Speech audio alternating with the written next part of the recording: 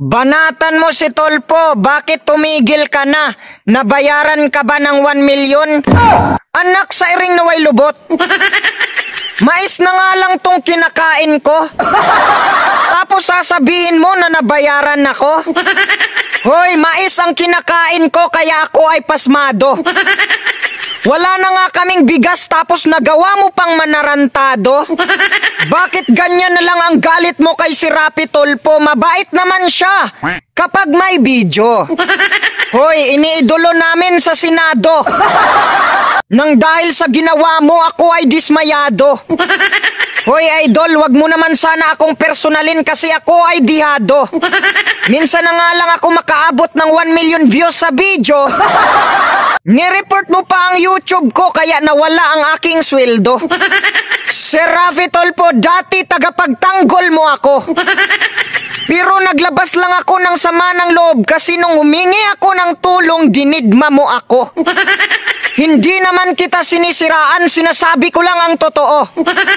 Kaya wag kang gumanti kung hindi ka masamang tao. Pero ano ang ginawa mo, mahal namin sa Senado? Nireport mo ang aking mga video. Kaya ilang buwan ako hindi nakasweldo. Dahil sa strike, natigil ako.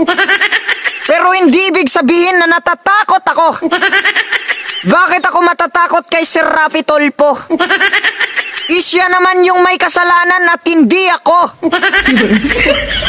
Sir Rafi Tulfo, kapag may ayaw umaksyon, nagagalit ka sa mga politiko. Ngayon, kapag ikaw naman ang ayaw umaksyon, sino ang magagalit sa'yo? Hindi ako. Kaya Sir Rafi Tulfo, pakinggan mo to.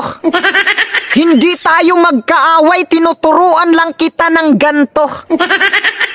Idol, kung ikaw ay tunay na maawain, bakit hindi ka naawa sa akin?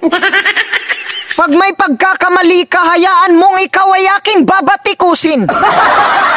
Wag mo akong i-report kasi mawawalan ako ng kikitain. Tingnan mo tuloy, sa sobrang gutom, nagmumukha na akong sakitin. Paano pa ako nito gugustuhin? Nang nag-isang Ivana Alawi na aking mamahalin. Rafi Tulfo, bumawi ka at ikaw ay aking papatawarin.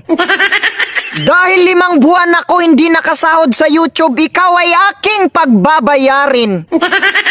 Kahit bigyan mo na lang ako ng 200,000 kasi marami din naman akong pinapakain. At kayo namang mga basher, wag nyo kong utusan sa kung ano man ang aking gagawin. Kung sisiraan nyo si Rafi Tulfo ay hindi maganda ang inyong layunin.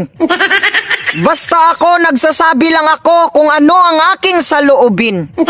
Kaya Rafi Tulfo, yung utang mo ibigay mo na sa akin. Kasi sa sobrang dami ng problema ko, kahit lapitan ako ng maraming babae, hindi na tumatayo yung akin.